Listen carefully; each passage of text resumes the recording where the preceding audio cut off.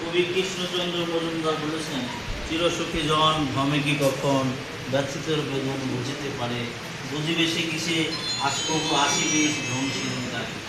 আসলে মুক্তিযুদ্ধের আমাদের কাছে যতটা না গৌরবের, আমরা ততটা উপলব্ধি করতে পারি না, কারণ আমরা মুক্তিযুদ্ধের পরের প্রজন্ম। এদের মধ্যে কষ্টের ছিল আমরা শুধুমাত্র যারা ওই সময় যারা জন্মগ্রহণ করেছিলেন এবং ওই সময় যারা মুক্তিযুদ্ধ করেছিলেন তারাই জানেন। আমরা এখন সেই বীর মুক্তিযোদ্ধা, আমাদের আজকে অনুষ্ঠানের প্রধান অতিথি বীর মুক্তিযোদ্ধা আব্দুল কুদ্দুস তার থেকে আমরা মুক্তিযুদ্ধের সেই সময়কার দিনগুলির কথা শুনবো।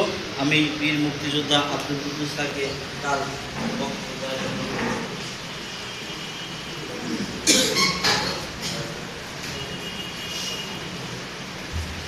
आज को धन्यवाद।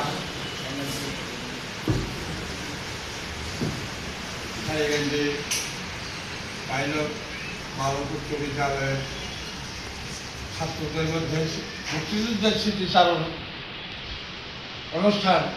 অনুষ্ঠানে সম্মানিত সভাপতি, বিদ্যালয়ের প্রধান শিক্ষক সাহেব, উপস্থিত আছেন অত্র স্কুলের অন্যান্য শিক্ষক মহোদয়গণ ও ছাত্রগণ, সকলের প্রতি রইল আমার সালাম। আসসালামু আলাইকুম।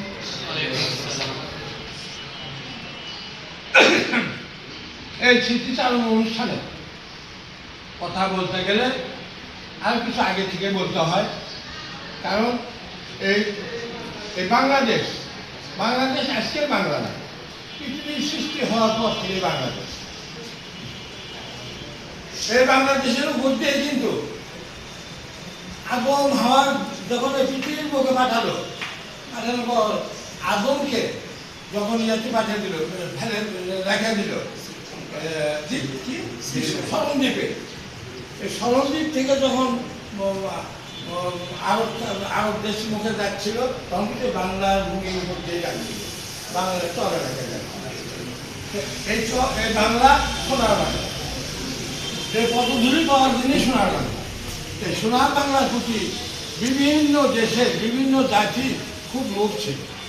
এই বাঙালি জাতিরাই এই বাংলাদেশকে শাসন করত। পূর্বে আমলে খণ্ড খণ্ড রাজ্যে বিভক্ত ছিল। এই বাংলা মূল্যটা বিভিন্ন ছোট ছোট রাজ্যে বিভক্ত ছিল। সেই বিভক্ত রাজ্যগুলি আবার মূল বাংলাকে আবার কর দিত। এই স্বাধীন দেশের স্বাধীন নবাব ছিল নবাব সিরাজউদ্দৌলা।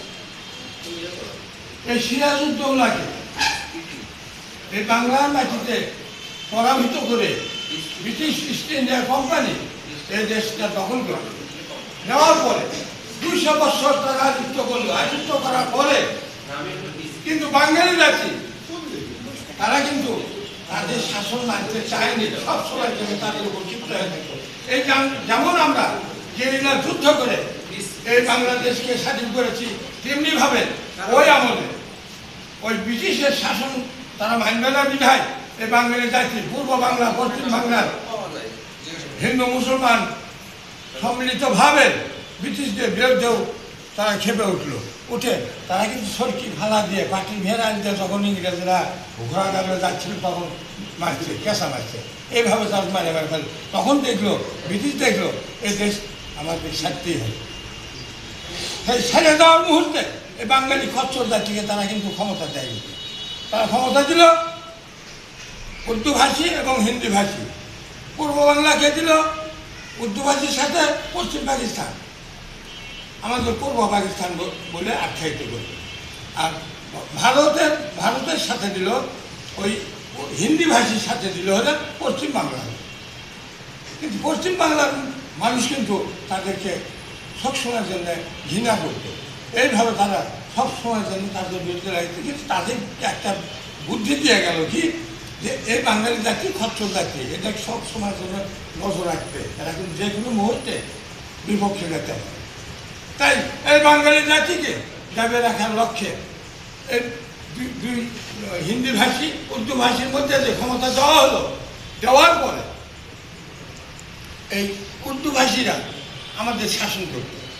কিন্তু তারা কিন্তু ঠিক চোখে দেখেনি, সব সময়ের জন্য হিংস্র চোখে দেখছে। তাদের হাত থেকে বাঁচার জন্য বিপ্লব সংগ্রাম অনেক কিছু করা হয়েছে। হওয়ার পরেও হওয়ার জন্য তারা এই বাঙালি জাতিকে কোনো সময়ের জন্য ক্ষমতা দেবে না। 1954 সালে এই বাঙালি জাতি ক্ষমতা দেওয়ার লক্ষ্যে তারা জাতীয় সংসদ নির্বাচন করার পরে সংখ্যাগরিষ্ঠ আসন পেল, কিন্তু ক্ষমতায় যেতে দেওয়া হলো না। তারা আবার শাসনদণ্ড তারা হাতে নিল। আবার 1971 সালে 1970 সালে নির্বাচন করে আওয়ামী লীগের অধীনে এই দেশের মানুষ সম্পূর্ণভাবে নৌকা মার্কা ভোট দিয়ে আবার আমরা সংসদ গঠন করলাম, কিন্তু নির্বাচন করলাম। নির্বাচিত সংসদ সদস্যদের তাদের সংসদে বসতে দেওয়া হলো না, ক্ষমতা তারা দেবে না। এইভাবে কয়েকটি মাস যাওয়ার পরে 1971 সালে 27শে মার্চে রেসকোর্স ময়দানে বঙ্গবন্ধু শেখ মুজিবুর রহমান একটা মিটিং ডাকলো। মিটিংয়ে বলা হলো, অনেক কিছু বক্তব্য দেওয়ার পরে বললো, আমি যদি হুকুম দিতে না পারি, যা যা আসছে তাই নিয়ে শত্রু মোকাবেলা করতে হবে। আমরা স্বাধীনতার সংগ্রাম করছি, আমরা স্বাধীনতা যুদ্ধ করছি, কিন্তু সম্পূর্ণভাবে প্রস্তুতি না হারিয়ে এই ঘোষণাটা দিয়ে দিলেন। কিন্তু বাংলার মানুষ জানলো আমাদের যুদ্ধ করতেই হবে। তারপরে 23শে মার্চে যখন আমরা বগুড়া জেলার সমস্ত ছাত্ররা একত্রিত হ্যাঁ আমার সারেগান্ধীর নেতৃত্বে কিন্তু বগুড়া জেলাতে পতাকা উত্তোলন করা হলো। বাংলাদেশের স্বাধীনতার পতাকা কিন্তু আমরা সর্বপ্রথম 23শে মার্চে বগুড়া বন্যা খেলার মাথায় আমরা উত্তোলন করি। ওই সংবাদটা সারা বাংলাদেশে ছেড়ে করার পরে ওই রাত্রে খানসানারা আছে, তারা অতল দিতে সবগুলোর মধ্যে ঢুকে গেল এবং হাঁটাও দেওয়া শুরু করলো। মানুষ আতঙ্কিত হয়ে গেল। আতঙ্কিত হওয়ার পরে যারা আমরা বাইরে এই হাতে শহরে গেছি, আমরা দৌড়দৌড়ি করে বাইরে চলে আসলাম। এইভাবে করে শহরকে ওরা আতঙ্কিত করা শুরু করলো। করে মানুষকে ভয় কোথায় ছাত্র থাকলো, কোথায় উকিল থাকলো, কিছু ব্যারিস্টার থাকলো, কোথায় প্রধান শিক্ষক থাকলো, এটা মারতে হবে। এটা না মারার পর্যন্ত বিপ্লব থাকবে না, সংগ্রাম থাকবে না। এরা শুরু করলো। তখন এইভাবে চলতেই থাকে। আমরা ছাত্ররা তখন জায়গায় জায়গায় মিটিং করি, কিন্তু সেই সময় কিন্তু আমরা বাড়িতে বসে কোনো দরবার করতে পারিনি, মিটিং করতে পারিনি। কারণ পাকিস্তান সরকার এই মুসলিম লীগের দালাল জামাতে ইসলাম তখন ছিল, তারা দালালি করতো খানখানা সহযোগিতা। তাই তাদের ভয়ে আমরা ছাত্রটা করছি। আমি তখন ইন্টারমিডিয়েট ফাইনাল আমরা মাঝে মধ্যে যাই গোপনে দরবার করছি, আমাদেরকে এই করতে হবে, এই করতে হবে, আমার মুক্তিযুদ্ধে অংশগ্রহণ করতে হবে। মুক্তিযুদ্ধে অংশগ্রহণ করতে হলে কোথায় যেতে হবে, কোথায় যা আমরা প্রশিক্ষণ নিব, কোথায় প্রশিক্ষণ ক্যাম্প দিতে, এসে সব খোঁজ খবর আমরা দিচ্ছি। এইভাবে দিতে দিতে তারপরে আমরা এই সারেগান্ধী থানার মুক্তিযোদ্ধায় কিন্তু বেশি আসি। কারণ আমরা যে ম্যানচেস্টারে যা মুক্তিযুদ্ধে অংশগ্রহণ করছি, বগুড়া শহর থেকে আসে আমাদের সাথে নৌকা দিয়ে কাঠির নৌকা যাচ্ছিল, কাঠির নৌকাতে চলে আমরা চলে গেছি। আমরা যা ট্রেনিং গ্রহণ করছি, করার পর যুদ্ধ চলতে থাকে। কিন্তু আমি হয়তো সম্মুখ যোদ্ধা, আমি 6 নম্বর সেক্টরের একজন যোদ্ধা, সম্মুখ যোদ্ধা সম্পূর্ণভাবে বর্ডার সাইড থেকে শুরু করছি। সারেগান্ধী কিন্তু আসতে গেছি। আমরা সর্বপ্রথম এই সারেগান্ধীকে মুক্ত করছি। বাংলাদেশের কোনো জায়গায় ফাইট হয়নি, আমরা তখন সারেগান্ধী মুক্ত করছি। শান্তিকে ধরে করে আবার চলে গেছি, আমরা চলে গেছি, যা আমার সেক্টরে চলে গেছি। আমার সম্ভবটা না থাকা পর্যন্ত শুধু গেরিলা দিয়ে হয় না, খানখানাদের সাথে বেড়ে ওঠা যায় না। আমার সম্ভবটা একে করা গেছে। এইভাবে যুদ্ধ করতে এই গেরিলারা যে বাড়িতে থাকছে, ওই বাড়িতে এই পাকিস্তানি দালালতে ছিল। এই দালালেরা সামরিক ক্যাম্পে খবর দিচ্ছে যে অমুক বাড়িতে 10 জন মুক্তিযোদ্ধা চুপ করে বসে আছে। ওই বাড়িকে ঘেরাও করা হচ্ছে করে আমার সেই মুক্তিযোদ্ধাকে মারছে তারা। 10 জন মুক্তিযোদ্ধা 100 জন খানসানের সাথে কি করছে, এইভাবে মারা হচ্ছে। আবার অনেক সময় ওই মুক্তিযোদ্ধাকে বাঁচানোর জন্য কতগুলো মহিলা আছে, সেই মহিলারা হয়তো ফসল ব্যাগ থেকে বাইরে আরেক ব্যাগে চলে যাচ্ছে, যাতে খান সাহেব তখন ওই মহিলার দিকে ধাওয়া করছে, ওই মহিলার দিকে যখন ধাওয়া করছে তখন এই দিকে মুক্তিযোদ্ধারা তখন সদা অন্য দিকে যাওয়া শুরু করে। এই মহিলাকে এই সমস্ত মহিলা কিন্তু বীরঙ্গনা উপাধি লাভ করছে। বীরঙ্গনা এমনি হয়নি। এখন এই যে 6টি মাস আমরা যুদ্ধ চালাচ্ছি, এইভাবে যুদ্ধ করতে করতে করতে করতে স্বাধীনতা এমনি আসেনি, একদিনে আসেনি। আমরা বিজয় দিবসে এমনি পাইনি। আগামীকাল 26শে মার্চ আছে, এই 26শে মার্চ থেকে শুরু করে আমরা 16ই ডিসেম্বর পর্যন্ত যুদ্ধ করতেই হয়েছে। এখন এই যে গেরিলারা যেভাবে যুদ্ধ করছে, ওই 42 লোকের থেকে 5 লোকের থেকে তারা খান্তা করছে, কিন্তু ওরা কিন্তু নদী পথে আসতে ভয় পেয়েছে। নদী পথে ভয় পেয়েছে, কারণ তো নৌকা নদী বেড়ায়। বাঙালি সবাই আমাকে সাহায্য করছে, কারণ নৌকা আলাদা নৌকা তুললেও হয়তো নৌকা ডুবে দিবি, যে ভয় কেউ খানতে না, নৌকা তো উঠতে চাইনি। আমরা ব্রিজ ভাঙিয়ে দিচ্ছি, যাতে সারিয়ে দিতে না আসতে পারে। আমরা ফুলবাড়ি ব্রিজ ভাঙছি, আমরা ওই গাবতলি ব্রিজ ভাঙছি, সারিয়ে দিতে আসলে হতো ওরা খানছে না, মানুষের উঠতে নির্যাতন শুরু করবে, যার জন্য আসতে পারবি, সহজ করে আসতে পারবি। আমরা বিভিন্ন পথ দিয়ে ওদের রোধ করছি। আমরা সম্মুখযোদ্ধারা, আমরা তো গেরিলা যুদ্ধ কম করছি। আমরা ওই প্রোগ্রাম করতে গেরিলা কোথায় হবে, যে সাইড মুক্ত করতে হবে, ওই গাবতলি মুক্ত করতে হবে, ওই যে ধনুক মুক্ত করতে হবে। সম্মুখযোদ্ধাদের সাথে যোগাযোগ করে আমরা চাইছি কিন্তু ওই ভারতের ভেতরে ওখানে নিয়ে আসা গেছে, রৌমারি থানা চাইছে সব কিছু গোড়া। এইভাবে যুদ্ধ করতে করতে আমরা এই সারিগান্ধীর মুক্তিযোদ্ধা এবং স্মৃতিচারণ করতে গেলে অনেক কথা আছে। সব কথাগুলো সম্পূর্ণভাবে বলাও সম্ভব না, কারণ যে কথা বলতে গেলে নাম আছে একজনের, বঙ্গবন্ধু শেখ মুজিবুর রহমানকে আমাকে বলতেই হবে। তার নেতৃত্বে স্বাধীনতা যুদ্ধ হলো, তার নেতৃত্বে স্বাধীনতা সংগ্রাম হলো, সব কিছু হলো, অথচ আমাদের হয়তো বলতে পারি না, অনেক বাধা আসছে পরিস্থিতির কারণে বলতে পারি না। আমরা মুক্তিযোদ্ধা, আমরা কিন্তু তাকে স্মরণ করি, আমরা করতেই হবে, কারণ নেতাকে বাদ রেখে কোনো কিছু করা যাবে না। এই বাঙালি জাতি বারবার মায়ের খেয়েছে ওই কারণে, নেতাকে বাদ রাখাছে। এই নেতাকে যখন না মানছি তখন আমরা রাখি। যাই হোক, এখন তা আমরা সম্মুখ যুদ্ধ করে দেশ স্বাধীন করে গেরিলা যুদ্ধগুলো করছি। গেরিলা যুদ্ধকে আমরা সহযোগিতা করছি সম্মুখ যুদ্ধ। আমি 6 নম্বর সেক্টরের একজন মুক্তিযোদ্ধা হিসাবে নালমনিহাটে থাকছি, কারণ 6 নম্বর সেক্টরের হেডকোয়ার্টার নালমনিহাট বুড়িবাড়ি। ওই বুড়িবাড়ি থেকে পাটগ্রাম, হাতিবাজার, ওবাড়ি, ভোটবাড়ি, হাতিবাড়ি, শিলবাড়ি সব কিছু ফাইট করতে। শিলবাড়িতে আমি যখন ফাইট করি, আমরা 2 দিন আমরা মানে পরাজিত হই। 2 দিন আমরা ফেল করছি, খান সেনাগের সাথে টিকতে পারিনি, কারণ শিলবাড়ি জায়গাটা এমন একটা জায়গা, পার্টিত্ব দেখা আসে না, এই কালীতলাটা দেখা যায় না, ওখানে কালীতলের উত্তর ধারে একটা চর আসে না, হ্যাঁ, মনে করে কালীতলায় মনে করবে শিলবাড়ি, ওখানে খানেরা উপর থেকে সব দেখতে পারে। আমরা কিন্তু সর্বত্র নেই গোলাগুলিতে ওদের ছেলেরা বাড়িতে আমাদের কাছে যাবে, কিন্তু আমরা টিকতে পারিনি, চলে গেছি। তারপরে আমরা পরামর্শ করে হয়েছি যে ওদের 3 দিকটা আক্রমণ করতে হবে। নদী পথে ওই নদীর মধ্যে নৌকা দিয়ে আর আমার 2 দিকে যেতে হবে, আর সম্মুখে একদল থাকতে হবে, এই সর্বমুখে থাকে। আমার ছাত্র কমান্ডার এই পরামর্শ করে আমার সঙ্গে ছিল, সে আমার জানা ছিল আপনার আবু হেনা, তারপর হায়দার আলী, আমদাদ হোসেন টাঙ্গাইলের, সবই আমার সাথে ছিল। আমরা পরামর্শ করার পরে দিলাম না, আমি বললাম যে আমি 20 জন সৈনিক নিব, 20 জন সৈনিক নিয়ে আমি সর্বপুরে আগে যেভাবে পজিশনে গেছি ওইভাবেই থাকি।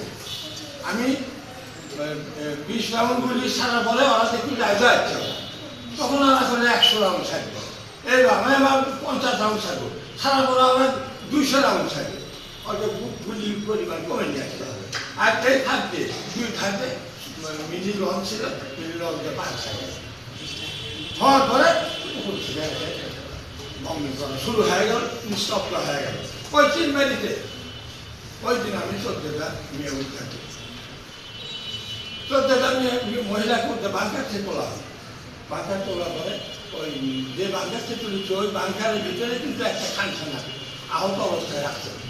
হ্যাঁ, আহত অবস্থা থাকে আমাকে গ্রেনেড মানে আমার লক্ষ্য করে, কিন্তু হালকা হাতে মারার জন্য গ্রেনেডটা কষ্ট করে আমার মাংসের ভিতর দিয়ে বাইরের ভিতর দিয়ে চলে গেল, বাইরে গেল, হাত বাইর ওই অবস্থায় তখন আমি ওই খানখানার পর আমি বাইরে কাজ করি করে আমরা 9 জন মহিলাকে উদ্ধার করে একবারে হেডকোয়ার্টার নিয়ে আসি কুইলমারি। ওদের 3 দিন রেস্ট রাখা হয়, কারণ যাকে ধরনী হিসেবে আসে হয়তো পুত্রবধূ একজনের ধরে নিয়ে গেছে, তাই একটা ঘরণী করছে, তাই কলেজে এখন ওদের যে কাপড় দেওয়া একটু কম দেওয়া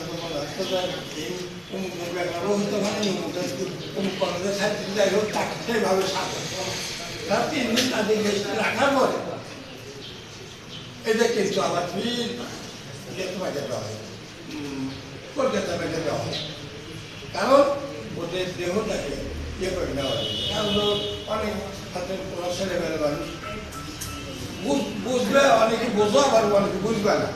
ওদেরকে ধর্ষণ করা আছে, ওদের গর্ভের সন্তান আসতে পারে, ওই সন্তানটাকে যাতে দুনিয়ার লোকে না আসে তাদের করে নিয়ে তাদের করে ক্যাম্পে রাখা হচ্ছে, বুঝবাড়ি হেডকোয়ার্টারে রাখা হচ্ছে।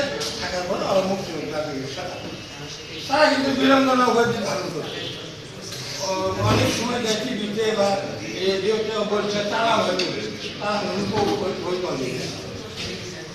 তারা উনি কিন্তু ভাতা প্রাপ্ত মুক্তিযোদ্ধা, আমরা দেখা ভাতা পাই হচ্ছে ভাতা ওই আর আমরা কিন্তু এই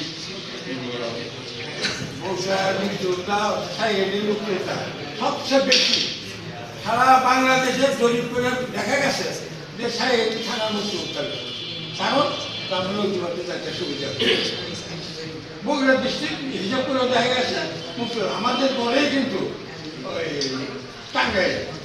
টাঙ্গাইল পরে সিরাজগঞ্জ আর অন্য জেলাগুলোতে মুক্তিযোদ্ধা কম আছে। আর প্রথম থানাতে হয়তো 14-15 জন আছে। যে আমার সাইকেন্দ্রিক বগুড়া ডিস্ট্রিক্টেরই শিবগঞ্জ থানা আছে না, শিবগঞ্জ থানায় 17 জন মুক্তিযোদ্ধা, 17 জন মুক্তিযোদ্ধা। অথচ আমাদের একটা গ্রামের পাতিতল গ্রামের 22 জন, একটা গ্রামের 22 জন আমার দলের তার ছিল 22 জন মুক্তিযোদ্ধা, আর একটা থানা বর্গে 17 জন মুক্তিযোদ্ধা। প্রথম যখন আমি মুক্তিযোদ্ধা সংসদ গঠন করি, এই সারা বাংলাদেশের কোনো মুক্তিযোদ্ধার মাথায় আসেনি যে মুক্তিযোদ্ধা সংসদ করা, কারণ স্বাধীনতা যুদ্ধ হলো, আমরা বিজয় লাভ করলাম, কিন্তু মুক্তিযোদ্ধারা কি করবে?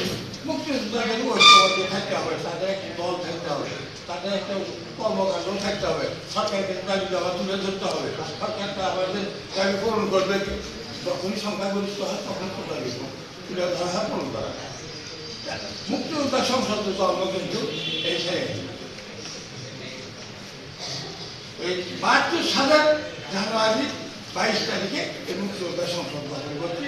আমি গঠন করার পরে আবার বগুড়া জেলা হলে যায়, আবার সাইন করলাম নাকি জেলা অফিস করার পরে আমি মুক্তিযোদ্ধা জেলা কমিটি তৈরি করার পরে এই কয়েকদিনে আবার ঢাকায় চলে গেছি।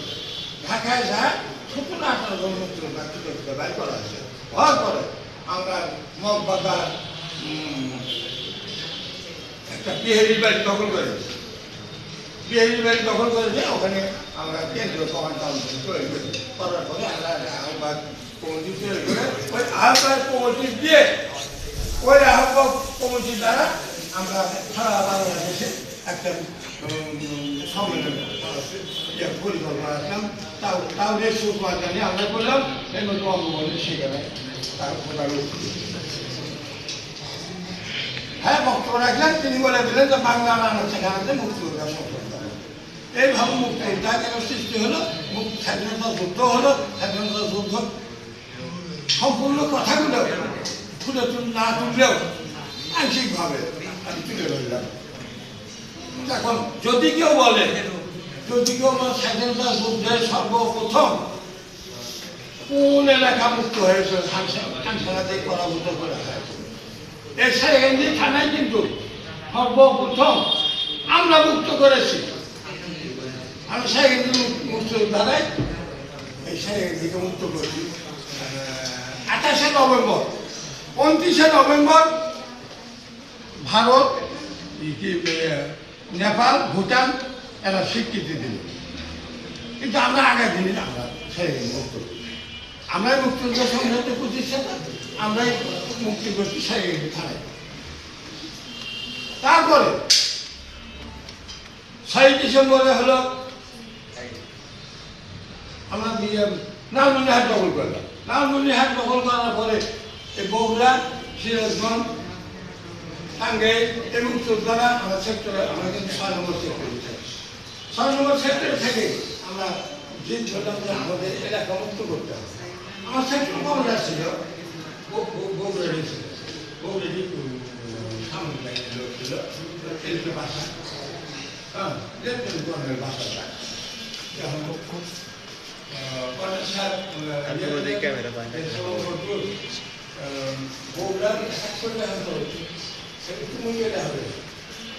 তোমার দল নিয়ে গেল, তোমার কোম্পানি নিয়ে গেল, কিন্তু তোমার কোম্পানি নিয়ে গেলে টাঙ্গাইলেও সিরাজগঞ্জকে আটকাতে হবে। ওই খানখানারা তখন ওই দিন আবার বগুড়াতে দৌড়াবে, অর্থাৎ তখনটাকে তখন ওই টাঙ্গাইলের মুক্তিযোদ্ধাকে ছেড়ে দেওয়া হলো, ওই সিরাজগঞ্জ মুক্তিযোদ্ধাকে ছেড়ে দেওয়া। আমরা একই দিনে পরিকল্পনা করি, আমরা বগুড়া অ্যাটাক করি। আমরা কিন্তু এই যে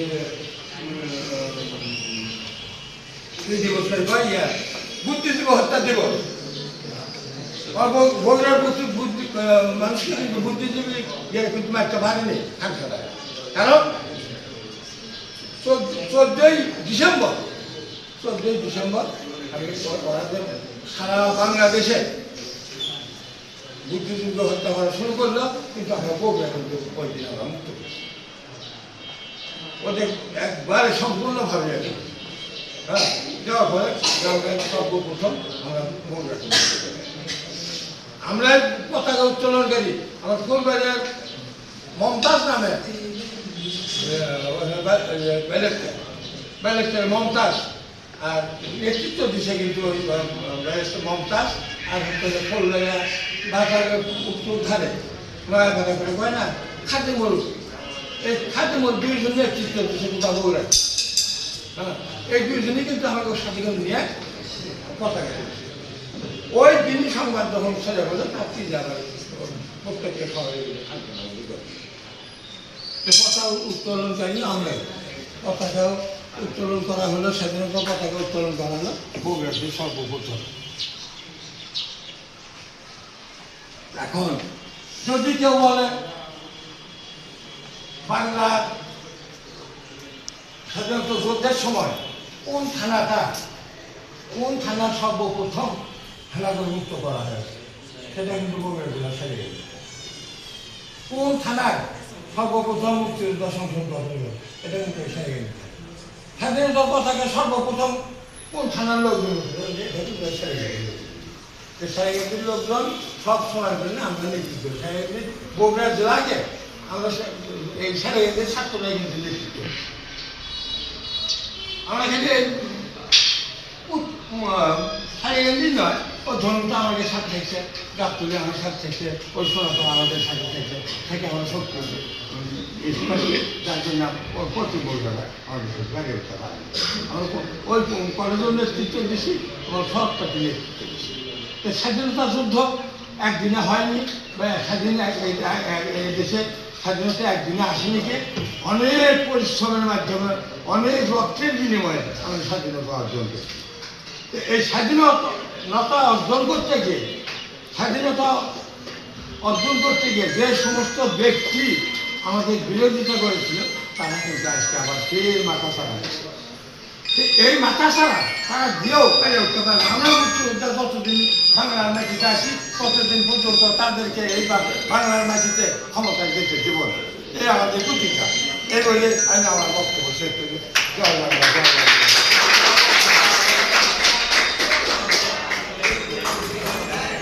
ধন্যবাদ।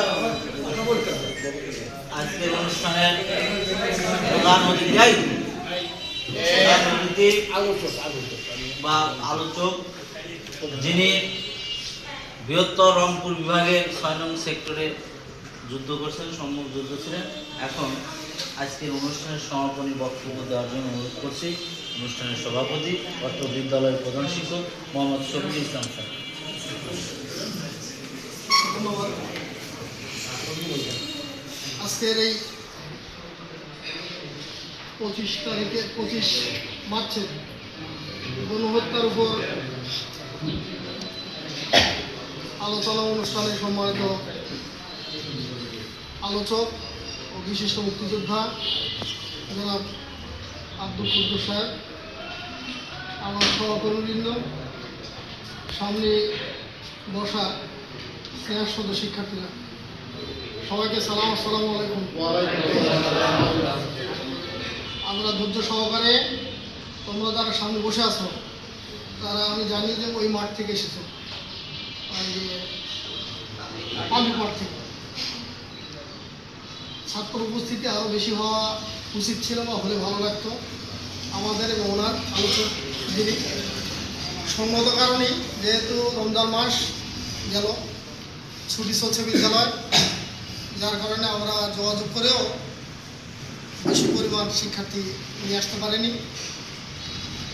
অনেকে আত্মীয় স্বজন, নানা নানি, দাদাদের বাড়িতে গিয়েছে। তোমরা ওই মাঠ থেকে এসেছো, তার জন্য তোমরা গল্প ধৈর্য সহকারে আমরা বা তোমরা আলোচক যিনি তার কাছ থেকে মূল্যবান কথাবার্তা শুনলাম। আমাদের দেশের অতীত যে ইতিহাস সেটি উনি ওনার সাধ্যমতো তুলে ধরেছেন আমাদের মাঝে। আসলে এই কথাগুলো তো 1 ঘন্টা, আধা ঘন্টা, 10 মিনিট, 20 মিনিটের আলোচনা। দীর্ঘ 9টি মাসের কথা। এই 9 মাসের কথা 1971 সালের এই 26 মার্চ থেকে 71 সালের 16 ডিসেম্বর পর্যন্ত। এই 9 মাসের কথাকে আধা ঘন্টা আর 1 ঘন্টায় হবে? উনি কোনটা বলবে আর কোনটা না বলবে, ঠিক না?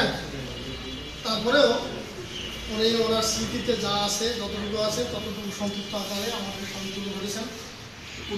সরকারের উদ্দেশ্য হলো তোমরা আর যারা শিক্ষার্থী, আর যারা তোমরা ছোট, তারা আমাদের এই কীভাবে আমরা এই স্বাধীনতা পেলাম, কীভাবে এই যে স্বাধীনতা যে সুফল ভোগ করছি আমরা যে পরাজিত নই বা পরাধীন নই, অন্যের অধীনেই আমরা নেই, যার জন্য কিন্তু অনেক সুযোগ সুবিধা আমরা ভোগ করছি। সেটি তোমরা ছাত্র প্রদান করছো, আমরা যারা চাকরিজীবী, যে বিভাগে যে সেক্টরে চাকরি করি না কেন, আমরা কিন্তু স্বাধীনভাবে চাকরি করতে পারছি। এটা মহান আল্লাহ তাআলার শুকরিয়া। তো এই কথাগুলো তোমাদের জানানোর উদ্দেশ্যই হলো যে তোমরা অতীত ইতিহাস সম্পর্কে জানতে হবে, বুঝতে হবে, তাই না? ওই ইতিহাস যদি আমরা না হয় তাহলে তো আমরা সামনে এগোতে পারবো। এই কারণে সরকারের সদিচ্ছা হলো তোমাদেরকে জানানো, এরকম একটা আয়োজনের ব্যবস্থা করা। তোমরা যা শুনেছো, যতটুকু শুনেছো সেটা মনে প্রাণে ধারণ করবা, লালন করবা।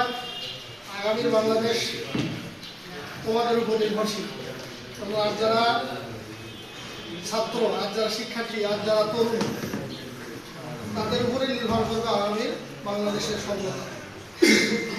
তোমরা এই আলোচনাগুলো শুনলে এই আলোকে তোমরা আগামীতে তোমাদের জীবন করবা, দেশের কাজে লাগবে, লাগাবা, তাহলে দেশ কী হবে? উপকৃত হবে, সমৃদ্ধ হবে। তো আমরা এই তোমরা যারা আমাদের আহ্বানে সারা দিয়ে আজকে এসেছো, বিশেষ করে আমার সহকর্মীবৃন্দ যারা উপস্থিত আছেন, সাথে যিনি আজকের আলোচনার প্রধান অতিথি, বিশিষ্ট মুক্তিযোদ্ধা, এই বৃদ্ধ বয়সে উনি যে দাঁড়িয়ে আমাদের সামনে যে বয়সের কথা বললেন, ওই বয়সের অনেক মানুষই এখন বেঁচে নেই। এটিও আল্লাহকে শুকরিয়া, যিনি সুস্থ আছেন, পায়ে হেঁটে আমাদের এখানে এসেছেন। তার দীর্ঘায়ু এবং সুস্বাস্থ্য কামনা করছি। এবং আমরা যারা আজকে এই আয়োজনে একত্রিত হয়েছি, সবাইকে ধন্যবাদ এবং কৃতজ্ঞতা জানিয়ে আমার এই সংক্ষিপ্ত কথা এখানে শেষ করছি। আল্লাহ হাফিজ।